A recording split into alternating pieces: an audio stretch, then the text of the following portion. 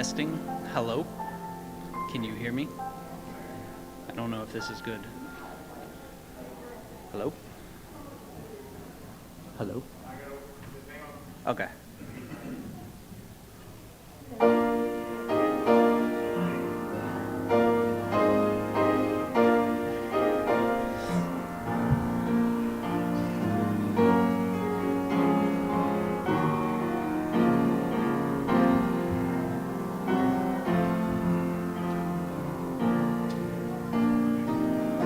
Talk.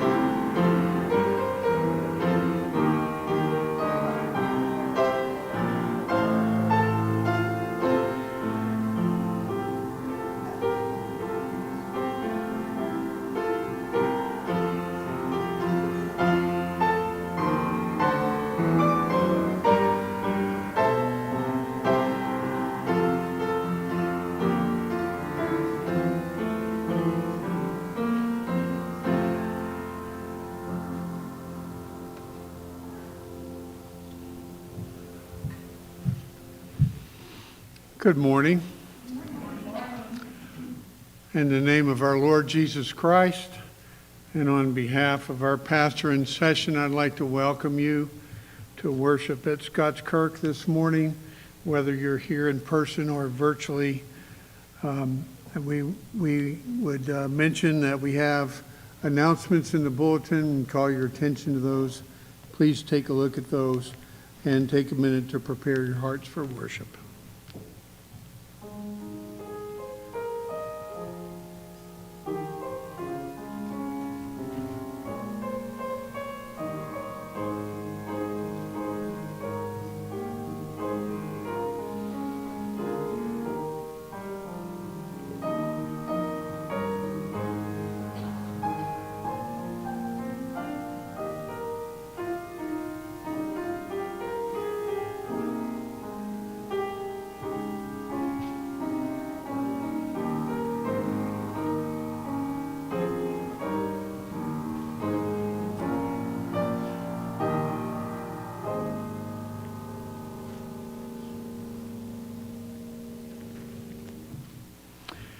Our call to worship this morning is taken from the book of Isaiah, chapter 66, and verses 1 to 2. Isaiah 66, verses 1 and 2.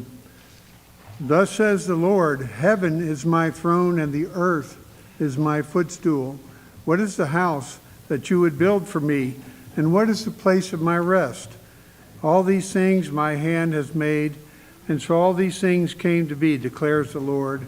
But this is the one to whom I will look, he who is humble and contrite in spirit and trembles at my word.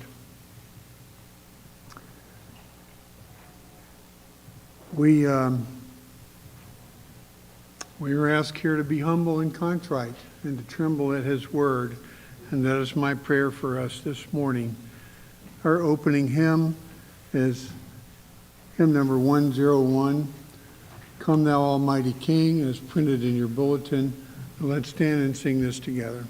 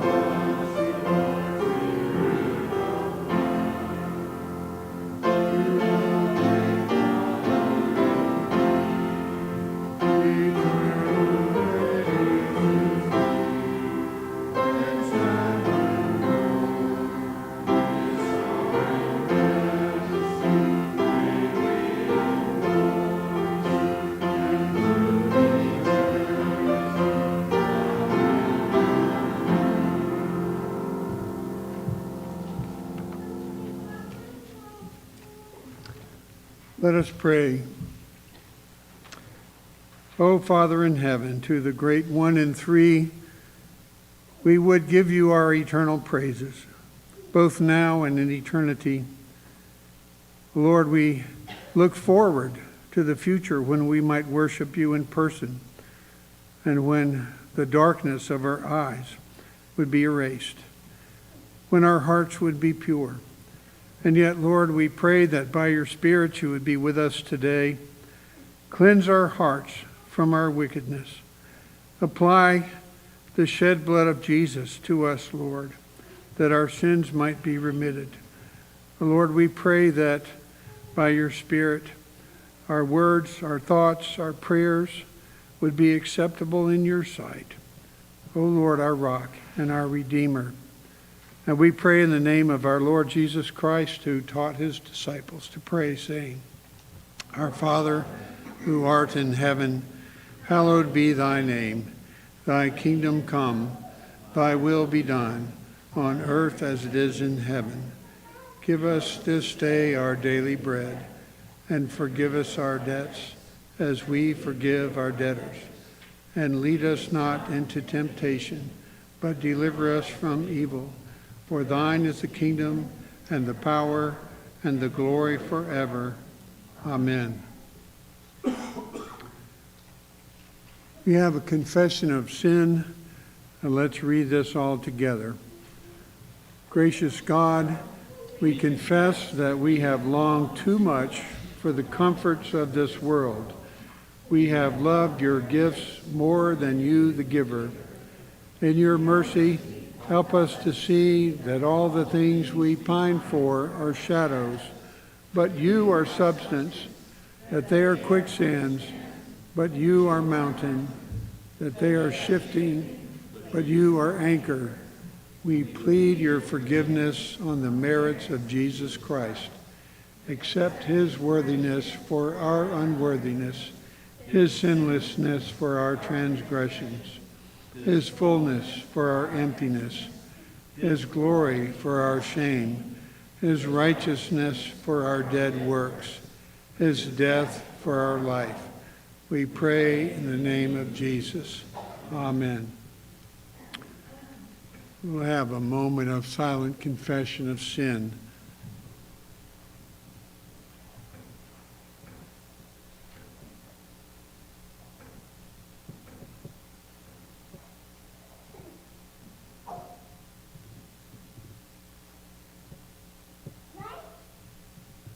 Amen. Our assurance of pardon is taken from Revelation 21, verses 5 through 7. I will read, and please listen.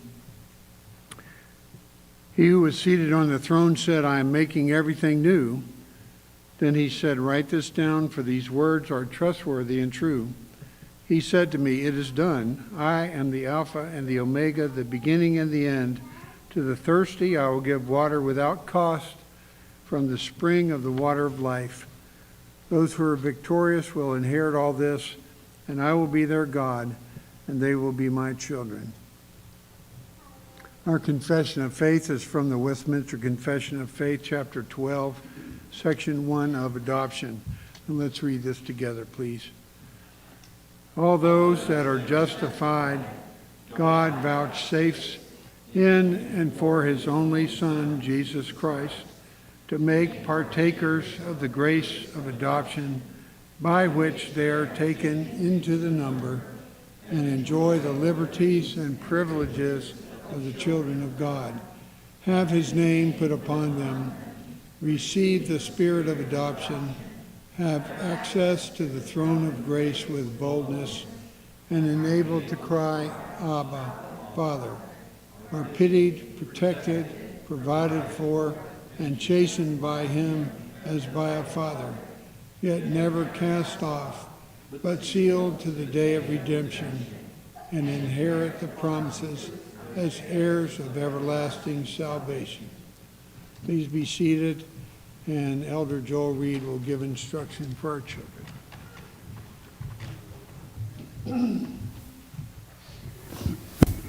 Well, good morning. If the children will come down, we'll have everybody down front again. And while the kids are coming down, I just want to remind that the youth group will be meeting at 5:30 tonight instead of 6 here at the church. There was a time change in the announcement, so I wanted to make sure people were aware. All right. Oh, okay. There you go. You found the best seat, didn't you? All right. So, you know you're supposed to obey your parents, right? Yeah. That's one of the things that God specifically says, obey your parents, right? But you know what else God says? That there are others that are in authority. Do you know what authority is? Authority is a big word, but they are the ones that have the ability to tell us what to do. People like your teachers. When you go to school, your teachers tell you what you're supposed to study, right? And they're supposed to do that. That's what they're paid to do, right? But there are times that we think we know better than those people that are telling us what to do, don't we? You know? And that is a bad thing. Because in our reading today, you're going to hear Pastor Mitchell say, there is a way that seems right to a man, but its end is the way to death. Yes. You have? Yeah.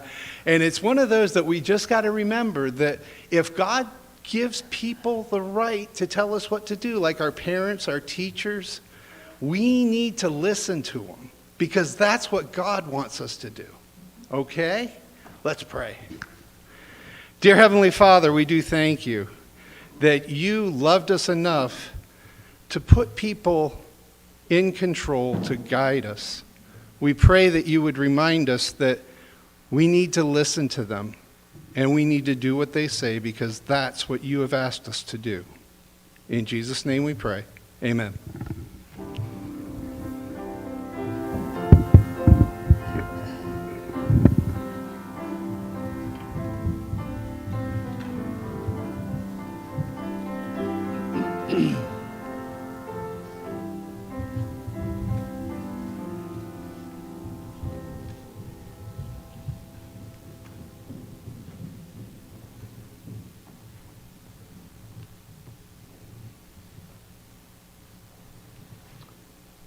Our scripture reading for today is 1 Chronicles chapter 28, and we'll be reading the entire chapter, verses 1 to 21.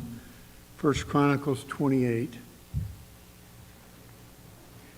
David assembled at Jerusalem all the officials of Israel, the officials of the tribes, the officers of the divisions that served the king, the commanders of thousands, the commanders of hundreds, the stewards of all the property and livestock of the king and his sons, together with the palace officials, the mighty men and all the seasoned warriors. Then King David rose to his feet and said, "Hear me, my brothers and my people. I had it in my heart to build a house of rest for the ark of the covenant of the Lord and for the footstool of our God. And I made preparations for building. But God said to me, you may not build a house for my name, for you are a man of war and have shed blood. Yet the Lord God of Israel chose me from all my father's house to be king over Israel forever. For he chose Judah as leader, and in the house of Judah my father's house, and among my father's sons, he took pleasure in me to make me king over all Israel. And of all my sons, for the Lord has given me many sons, he has chosen Solomon, my son, to sit on the throne of the kingdom of the Lord over Israel. He said to me, it is Solomon your son who shall build my house and my courts, for I have chosen him to be my son, and I will be his father. I will establish his kingdom forever if he continues strong in keeping my commandments and my rules as he is today. Now therefore, in the sight of all Israel, the assembly of the Lord, and in the hearing of our God, observe and seek out all the commandments of the Lord your God, and you may possess this good land and leave it for an inheritance to your children after you forever. And you, Solomon, my son, know the God of your father and serve him with a whole heart and with a willing mind, for the Lord searches all hearts and understands every plan and thought. If you seek him, he will be found by you. But if you forsake him, he will cast you off forever. Be careful now, for the Lord has chosen you to build a house for the sanctuary. Be strong and do it. Then David gave Solomon his son the plan of the vestibule of the temple and of its houses, its treasuries, its upper rooms, and its inner chambers, and of the room for the mercy seat, and the plan of all that he had in mind for the courts of the house of the Lord, all the surrounding chambers, the treasuries of the house of God, and the treasuries for dedicated gifts, for the divisions of the priests and of the Levites, and all the work of the service in the house of the Lord, for all the vessels for the service in the house of the Lord, the weight of gold for all golden vessels for each service, the weight of silver vessels for each service, the weight of the golden lampstands and their lamps, the weight of gold for each lampstand and its lamps, the weight of silver for a lampstand and its lamps, according to the use of each lampstand in the service, the weight of gold for each table for the showbread, the silver for the silver tables, and pure gold for the forks, the basins, and the cups, for the golden bowls and the weight of each, for the silver bowls and the weight of each, for the altar of incense made of refined gold and its weight, also his plan for the golden chariot of the cherubim that spread their wings and covered the ark of the covenant of the Lord. All this he made clear to me in writing from the hand of the Lord, all the work to be done according to the plan. Then David said to Solomon his son, "Be strong and courageous and do it. Do not be afraid and do not be dismayed, for the Lord, even my God, is with you. He will not leave you or forsake you until all the work for the service of the house of the Lord is finished. And behold, the divisions of the priests and the Levites for all the service of the house of God. And with you and all the work will be every willing man who has skill for any kind of service. Also the officers and all the people will be holy at your command." The word of the Lord.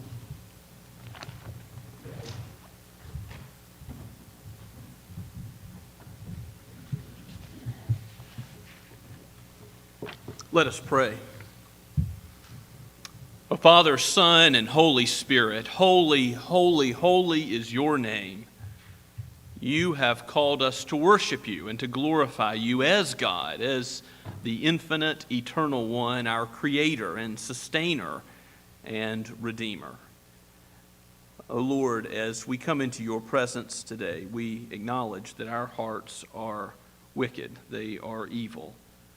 We are a people of unclean lips, and we come only because of the confidence that we have in the Lord Jesus Christ as cleansed by his blood, standing in his righteousness by faith. You have adopted us as sons and daughters of the Most High, and you have given us a beautiful inheritance. You have given us citizenship in a kingdom that is not of this world. You have given us a land that cannot be snatched away from us.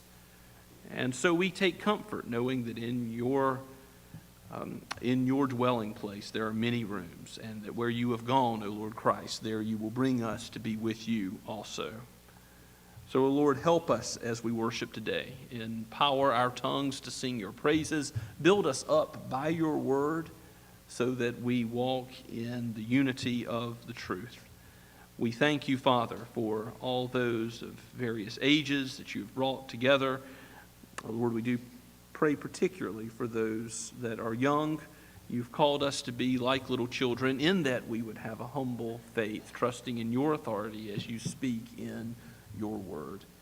Help us to lean not on our own understanding, but in all our ways acknowledge you, even when we don't understand all that is going on in this world, where much seems wrong, where there is injustice, where there is trouble.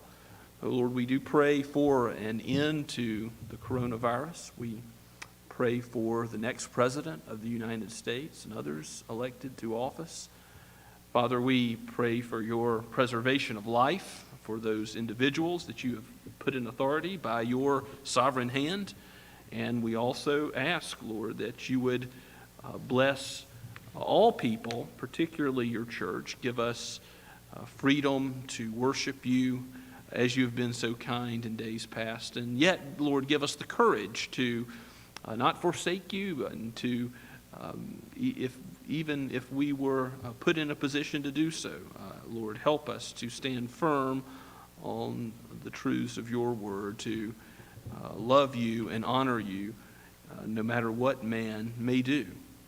And we do pray for the preservation of human liberty. Lord, we ask that you would help us to see an end to the practice of abortion in our day, that our eyes would behold it, and we would praise you for ending this culture of death around us. Father, we ask these things because we know that you are good and that you care for us. We pray for those with needs in our own congregation. We pray for healthcare workers and, Father, those exposed to additional risk because of the work that they do. Lord, we pray for those who teach and those who are studying, for students finishing college or this semester. We ask for your preservation and for you to give stamina and faithfulness to the end as exams come and things are still so different. And Lord, guide and direct the paths of those who are young towards what you would have them to do for further study, for a career that glorifies you, as you have called us to do whatever we do, whether we eat or drink or do anything whatsoever, even in our use of the time with our books and our teachers and our friends to glorify you. Lord, let our activity in our neighborhoods be a testimony to your grace at work in us. Lead us away from evil and towards the good, and so make our lives attractive to those that do not know Christ around us. Lord, open hearts to see the love that you have shared with us, so that others too would come to know the Lord Jesus. Open hearts to embrace the gospel as it's preached today, here and in many places in this community and around the world. We lift up the mission works in Spain and in France and Wales and Germany. Lord, we long to see the mission field open in Mexico again. And we pray for those new church plants in Oklahoma and in Los Angeles, and also here in the Low Country in Mount Pleasant for Shem Creek. Lord, bless us at Scots Kirk as we seek to be faithful to you. Help us as members face particular challenges now. We pray for Rich Troutman and Larry Schaefer particularly. Lord, be with them and give them healing. We ask for traveling mercies for those who cannot be with us now, for safety and preservation of life. Father, we pray for our leaders, for elders and deacons, and thank you for those called to this work and their faithfulness in carrying it out. And we pray that you would continue to raise up those who would be called to lead as elders, as deacons, as those who would go on to study your word and go into the pastorate or to the mission field or to teach. Lord, this is how you care for your people, by building your church and providing all that we need with every gift. Thank you, Father, for those who encourage and who build up and who have done so in the past and will, by your grace, do so again when there is need. Lord, help us as we are called to walk together, but not alone in the Christian life, but are called to be able to share one another's burdens and bear one another's burdens, that you would bless your people, have your face shine upon us, and be gracious to us, all for the sake of your great name. In Christ's name we pray. Amen. Let us continue to worship this morning as we sing together, "There is a Higher Throne," printed in the bulletin.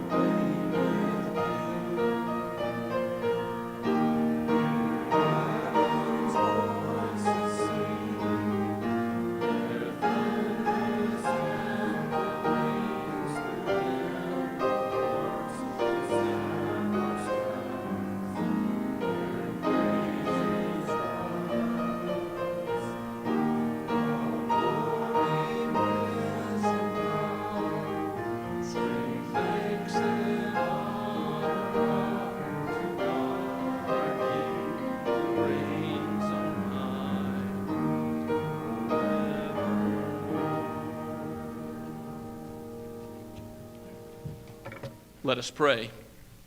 Our great God and King, Lord of lords and King of kings, you have a kingdom which lasts forever, and that is your inheritance for your people, that we should be pilgrims headed to a better land. Lord, is our call, and help us not to love the world or the things in the world, but instead to have our eyes focused on the author and finisher of our faith, the Lord Jesus Christ himself, who gives good gifts to his people. Indeed, he has given us all things, life and breath, and called us together today.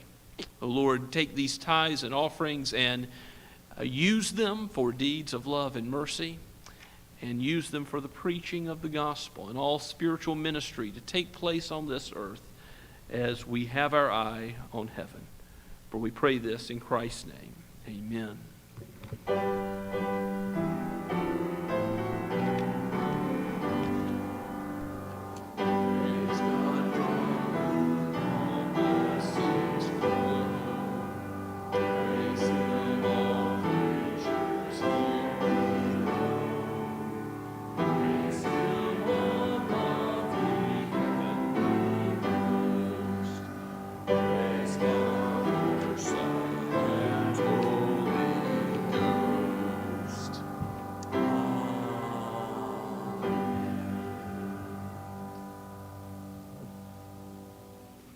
Please be seated and take your copy of God's Word and turn with me to the book of Proverbs once again. We're going to Proverbs 14 as our main text this morning.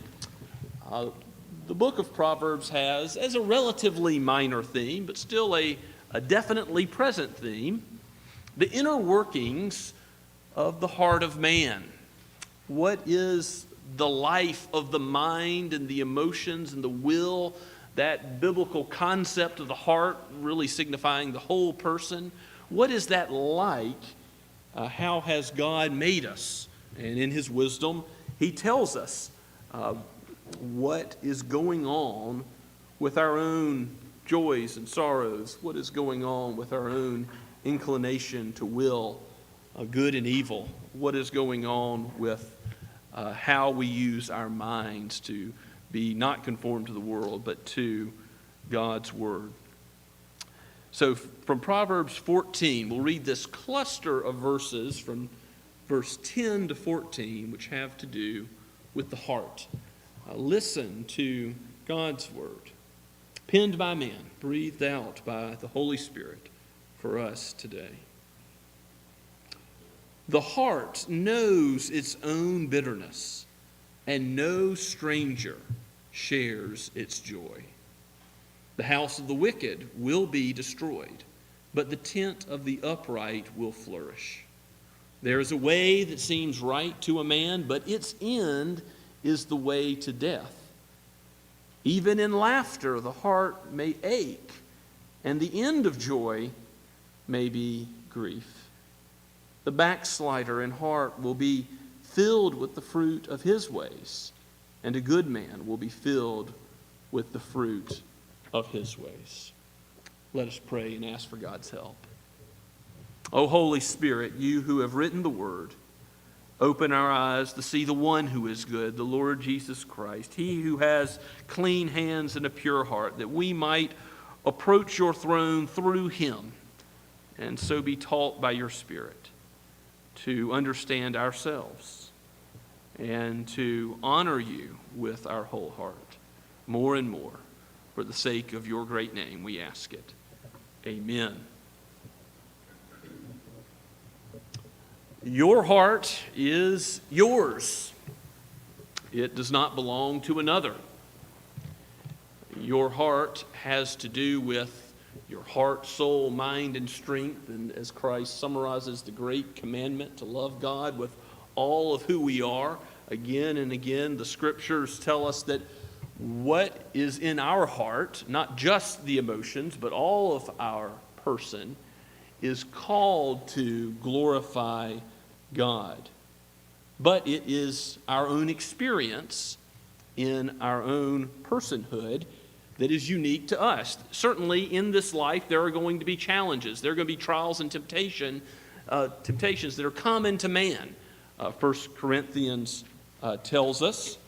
And even so, even though those temptations and trials are common, what is not common is the way we all perceive those things. We experience those things. Look back at verse 14, chapter 14, verse 10. The heart knows its own bitterness, and no stranger shares its joy. This is really an interesting proverb, because if you have bitterness, pain, frustration, trouble, you can rate that on a scale of 1 to 10. You know what the nurses in the hospital tell you to do. How happy or sad is your face? What is your pain level like? But the fact is, I can't compare my pain to your pain, can I? I don't know exactly what your scale looks like. And even though we go through the same types of things in this fallen world, we don't know exactly, for a host of reasons, what someone else is going through, because why? Our heart is our own, and their heart is theirs. And so there is this difference in the human experience, even though we are all certainly humans, and we do go through the same sorts of things, that the heart knows its own bitterness. And who else knows your bitterness? No other human being exactly. It can't really be duplicated and brought out so that someone would see, here is what it's like to be me. And we'll talk about what we can do for one another in a moment. But that bitterness that we know as human beings is ultimately only known by Christ, who knows every infirmity common to man. He took on a real human nature. And it says in Hebrews that he understood what it's like to be tempted at every point, and yet without sin. So he also was divine. He was fully divine and fully human in one person, but he is fully human. He understands what it's like to go through this life. And God, the Trinity, Father, Son, and Holy Spirit, knows with completeness all of our ways. And think Psalm 139. Maybe you'll turn there with me briefly. Just look at the first 6 verses. This psalm is famous for its explanation of how God is acquainted with not just the general arc of our life, not just with something here or there that we've done, but with all of our steps, with all of our ways, that his sovereign hand is a part of every decision we make, every step that we take. So Psalm 139, I'll start at verse 1 and read down through verse 6. O Lord, you have searched me and known me. You know when I sit down and when I rise up. You discern my thoughts from afar. You search out my path and my lying down and are acquainted with all my ways. Even before a word is on my tongue, behold, O Lord, you know it altogether. You hem me in behind and before and lay your hand upon me. Such knowledge is too wonderful for me. It is high. I cannot attain it. God's mind is not like our mind. His ways are higher than our ways. His thoughts higher than our thoughts. He knows in a moment all of the history of mankind, all of the inner thoughts of man. He knows us better than we know ourselves. So we know our own hearts, but God knows, and there is some comfort here, knows all of our ways. He's able to search us and know us. He is the searcher of hearts. And he will lead us in the way everlasting if we ask, as the psalmist does, to be led to shun evil and love what is righteous. Search me, O God, and know my heart. Try me and know my thoughts. See if there is any grievous way in me, and lead me in the way everlasting. David ends Psalm 139. But when you're going through trouble, your heart knows your trouble. And that can't be shared exactly with anyone else. And the same thing goes for joy, for what you rejoice in, what makes you happy. Those things also are not, in the same way, transferable to someone else. When it says no stranger shares its joy, it's using the word stranger as you see previously in Proverbs 5 with a strange woman. I mean, she might be someone who's known well, but it's someone outside the covenant of marriage. And the stranger here is just saying someone outside of you, another person. Or like strange fire is offered to God by Nahab and Abihu Aaron's sons, it was a fire outside of God's authorized worship. So here it's simply saying no stranger, no other person besides you at all knows the joy that you go through. You can express something of your joy. You can express something of your sorrow, but no one knows exactly except you. That proverb rings true, doesn't it? And yet at the same time, this is no excuse for us to say, well, what I'm going through is singular. It's unlike what any of the rest of mankind has gone through, and so therefore you can't possibly help me. Because guess what? The gospel still applies. Yes, Jesus knew what it was like to suffer. He wept when Lazarus died. He wept over Jerusalem. He understood what it meant to experience sorrow. We can help someone who's experiencing sorrow sometimes by not saying anything at all, doing what Job's friends did. They did a lot of things that weren't so good in their counsel to Job, but they did one thing right. In Job chapter 2, verse 13, it says that Job's friends were silent. You know how long they were silent? 7 days and 7 nights. Job's mourning, sitting in the ash heap, and they are silent and simply present to their mourning friend. Proverbs 25:20, if you'll flip over in the book of Proverbs, says there can be something wrong about singing a cheery song to a sad person. Proverbs 25:20. I'm sorry and apologize, by the way, that you don't have an outline this week. I experienced some sorrow myself as Word deleted my work midway through. But if you will do me the burden of following along as we flip to different places in the Scripture, I'll try to show you some other places in Proverbs that deal with the heart. Proverbs 25:20 is one of those places. Whoever sings songs to a heavy heart is like one who takes off a garment on a cold day. Is that good? No, that's not good. And like vinegar on soda. Anybody ever done a science experiment, kids, with vinegar and soda together? Volcanic problems, not good. So if you are singing songs to somebody with a heavy heart, you need to be aware that may not be the most appropriate thing for the situation. Sometimes, like Job's friends, there's a time to speak the truth or to try to cheer someone up with encouragement, encouraging words, but it's not always in the depth of the mourning. You know, it's not always right after the funeral. It's not always right after the diagnosis. It's not always in the midst of someone's pain that it's appropriate to try to sing a cheery song in a sad time. The outcome of our encouragement needs to be ultimately with words. I think that Galatians 6:2 clearly instructs us we are to bear one another's burdens in some sense. So the heart bears its own burden, but we are to bear one another's burden in some sense. Bear one another's burdens and so fulfill the law of Christ, Galatians says. We can't know each other's burdens exactly, but how do we do that? Well, the Apostle Paul says that we can, in 2 Corinthians chapter 1, maybe you'll turn there, 2 Corinthians 1, the Apostle Paul says we can comfort others with what? What kind of comfort can we offer to others, even though we don't know exactly how they experience life and the depth of sorrow or joy? Well, 2 Corinthians chapter 1, I'll start reading at verse 3. Blessed be the God and Father of our Lord Jesus Christ, the Father of mercies and the God of all comfort. So our God is a God of comfort, who comforts us in all our afflictions, so that we may be able to comfort those who are in any affliction. So does that rule out some really unusual afflictions? No. Any affliction, he says, any affliction whatsoever in this fallen world, we're able to give comfort with what?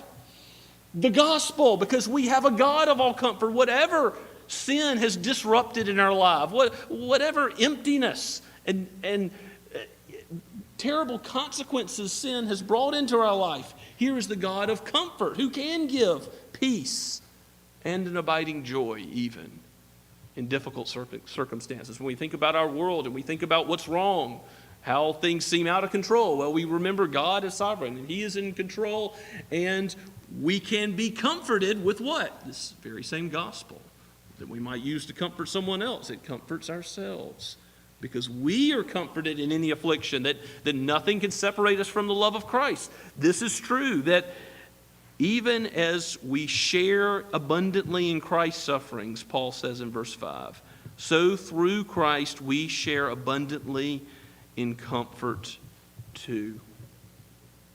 Sharing in sufferings is not something that is uncommon for Christians. Jesus said, they persecuted me, and so they will persecute you.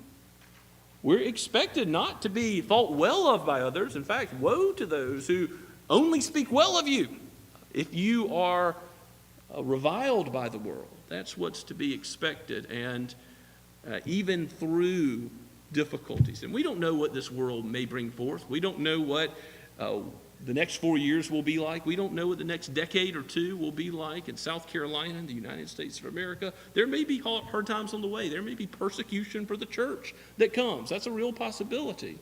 If that comes, how will we handle such affliction? Will we be ready to say, the God of all comfort is with us? The God of all comfort can enable you, too, to have joy and peace, even in the midst of maybe other hardships, the loss of a loved one, the loss of a job, the loss of relationships. I mean, public health crises, waves ahead. We don't know what is in store, but we do know that our God is the God of all comfort. And so, though our heart is our own and not someone else's, God is able to help us fulfill His holy law and to bear one another's burdens, to encourage one another. Yes, to use words as appropriate, to encourage other people. How? With our own ideas? No. With the Scriptures. How are we to be competent to counsel one another? Through the Scriptures. It's not through any other standard, any other authority. If you look back to Proverbs 12:25, Proverbs chapter 12:25 says this, anxiety in a man's heart weighs him down, but a good word makes him glad. And there are actually several proverbs that say pretty much the same thing. Can the heart be weighed down with a heavy burden? Yes, it can.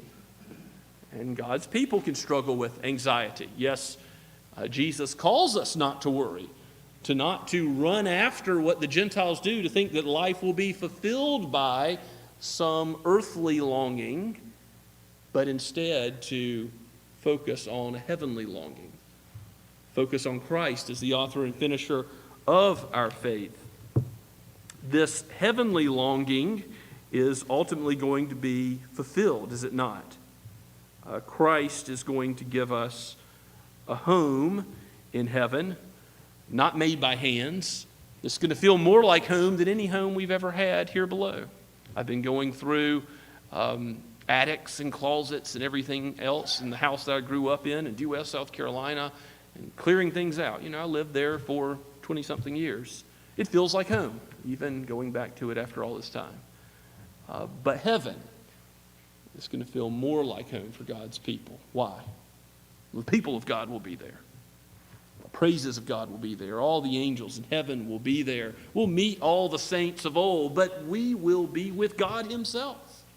The God who is our God and we are His people, that covenant relationship will not be any longer walked by faith, but it will be by sight. In other words, the shadow is now, but the reality is to come. Now we see through a glass darkly, then we will see face to face. It's meant to communicate something of the reality that is to come. And the total beauty and amazement I think we'll have in that reality, words cannot fully express. God is condescending to talk to us in human language, to say something about it, but our communion with him will go on and on in eternity, and the many mansions that he has prepared for his people are just the beginning. The streets of gold are just the beginning. God will be there. He will be our God, and we will be his people. What we read earlier is true, that he is the Alpha and the Omega, and he will give to us forever, without cost, from the spring of the water of life. We will be victorious in inheriting all of these covenant promises as God fulfills our longings. Look at Proverbs 13, verse 12. This is a statement about life in general that's true, but it sure does make you think about heaven and the life to come. Proverbs 13:12 says, "Hope deferred makes the heart sick, but a desire fulfilled is a tree of life." What will be forever in the midst of the New Jerusalem, the tree of life that will never cause anyone to perish, but will abide forever.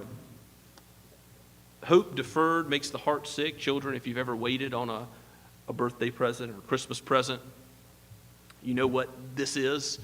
Hope deferred means waiting for something. You're hoping to get it, but sometimes it'll have to be in a few months, or maybe next year, maybe later after that. I wanted an original Nintendo for several years before I finally got one. But when I finally got one, although it was the Super Nintendo by that time, I was really excited as a young child. How much more than a simple toy? How much more will heaven be a glad time for God's people? How much appreciation for the gift will we have? And how much appreciation will we have for the giver? Will we not give God all the glory he is due for the heavenly home that he has given us in this everlasting inheritance? No, our kingdom is not of this world. It is in the new heavens and new earth to which we are going. Yes, we will dwell in the house of the Lord forever. Psalm 23 says, the outward appearance isn't everything. Sometimes it might seem like we're wasting away in this life, like we're struggling, we're beaten down. So it's interesting that in chapter 14, in these verses considering the heart and the difficulties which sometimes come to our hearts, we also see some general statements about wisdom literature and the ultimate end of the wicked and the righteous. Look at verse 11. The house of the wicked will be destroyed, and the tent of the upright will flourish. Well, that's almost like Psalm 1, right? The way of the wicked, the way of the righteous. It's emphasizing the consequences of one way of life versus another. The way of the wicked will perish like the chaff. They'll be blown away. The righteous will be planted like a tree, bearing fruit in due season. And yes, verse 12 sort of accents verse 11. There is a way that seems right to a man. There's a way that seems like the good life here and now, but in the end, it is the way to death. Or remember what it says in Proverbs 9, that a folly is ultimately a banquet in the grave. It seems like the good life, but it leads to Sheol, destruction, the pit. And so, God's word, when it anchors our life, when it leads us, it will fill us with good things. Look at verse 14. The backslider in heart, or the unfaithful in heart, will be filled with the fruit of his ways. Out of the heart proceed all the issues of life. And if we are unfaithful to God, it will have consequences, negative consequences. This is similar to verse 11. And in that, we see the opposite. The good man, that is, the man who is holy, the man who is called a saint. No, we're not perfectly good. There's only one good. That's Jesus himself. But the one who is called by God to live a life like God, be holy as I am holy, to be good even as he is good. We will live out a life that is filled with the fruit of a heart that is turned and changed from what it was, what we used to love, to loving something else. Maybe go to Ezekiel with me, Ezekiel chapter 36. There's a section in Ezekiel. There's actually a few sections in Ezekiel, but here's the most famous one that really talks about a heart transplant that God does. Here's the essence of conversion. God says in Ezekiel 36, verse 26, I will give you a new heart, and a new spirit I will put within you. I will remove the heart of stone from your flesh and give you a heart of flesh. And I will put my spirit within you and cause you to walk in my statutes and be careful to obey all my rules. So there is goodness of life that follows. There's a new love that follows. Did you hear all that was read earlier about the particularities of the silver and the gold and all the instruments and the priests and their vestments and everything else in the worship of God? God cares about how we live. He cares about how we worship Him. He cares about our heart and their fruit. Our inner life is important because out of the heart comes words, comes actions, comes how we feel towards the Lord and others. Out of the heart proceeds the issues of life. So this heart transplant that God does, ultimately in conversion, He takes away a heart of stone and gives us a heart that beats, a heart of flesh, a real heart. He takes us from deadness and sins to being alive in Christ, and that new life is not something that we have anything to do with, is it? We are born from above, given a new birth, regenerated by God's Spirit, and so given a gift. God is the surgeon, the great physician. He does the heart transplant for our benefit, and so we can say He is faithful, and so these gifts that we are filled with from the fruit of our ways in following Him after His goodness, they're ultimately a gift from Him by His grace that go to His glory, not to our glory. And we see that following after God's ways lead to ultimate good, that the one who thinks that their ways are good, they will find out in this life that in the end they lead to death, and most certainly in the next. But sometimes things appear differently than they are. Look back at verse 13, Proverbs 14:13. It's almost a party scene. Even in laughter the heart may ache, and the end of joy may be grief. Ever seen somebody in uproarious laughter? Maybe they're really happy. Maybe they're really enjoying a good time. Might be the case. But it also might be the case that what? They're hurting inside. They're having a hard time. And it's an outward facade. It doesn't reflect the reality. There's emptiness there. Even in laughter, the heart may ache. Even as you're trying to be cheered up at times, there still can be heartache below the surface. Even at the end of joy may be grief. In the anointing of David as king, it says in 1 Samuel chapter 16, verse 7, the Lord sees not as man sees. Man looks on the outward appearance, but the Lord looks where? On the heart. He doesn't care about stature. Certainly in the Pharisees were only concerned about what? Outward appearance. As false professors of religion that are ultimately concerned about what other people think and not what God thinks. So there is an appropriate reflection we're called to here in this proverb, isn't there? To examine our hearts, to look and ask ourselves, are we just trying to project something outward to other human beings? Or are we seeking to live faithfully before the God who knows us intimately, who searches our hearts, who knows all of our coming, going, all of our days are written in His book? And even as that is the case, are we going to do what He says? Are we going to follow His word and keep our hearts? Proverbs 4:23 says, keep your heart with all vigilance, for from it flow the springs of life. A famous verse that calls us to do something, to watch over our hearts, to recognize that our inner life matters because it bears fruit in how we live. God transforms. What does He need to transform in our hearts today?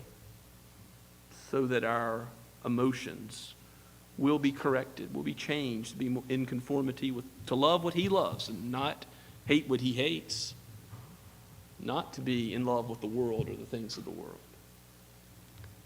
Will our will be changed to do what he says and not be hearers of the word only, but doers? How does God want to change us today? How does God want to change us in our minds? Not to be conformed to this world, but with the renewing of our minds, with the inner man in our heart, to be in his word, to be lovers of his word, to see it as more valuable than silver or gold, sweeter than honey from the honeycomb, and to honor him by how we think and how that translates to our actions. If you don't yet know that heart transformation, if the great physician has not yet operated on you, hear his call this morning and repent. Turn from your wicked ways. Turn from loving what is unlovely and turn to the all-lovely God, the beautiful Savior, the Lord Jesus Christ, and the beauty of communion with him. And turn and take what is offered freely, without cost, the water of life, food that will never run out. Faith in Christ alone will ultimately satisfy. Let's pray together. Father, we thank you that you call us to look within and to consider our own heart. But also, Lord, we thank you that you have not left us to ourselves, for our hearts are desperately wicked. Who can know that? Our own selves know something, but you know us altogether perfectly. Oh Lord, help any who are here today who have not yet trusted in Christ to come to saving faith. By your Spirit, bring life out of a dry valley of bones. And Lord, for your people who have tasted something of your goodness, may we taste and see again that you are good and that the fruit of your ways is good. Change us and make us more like Christ, our Savior and our Lord, we pray. In Jesus' name, amen. As we respond to God's word now, let's stand and sing of Christ. My hope is built on nothing less.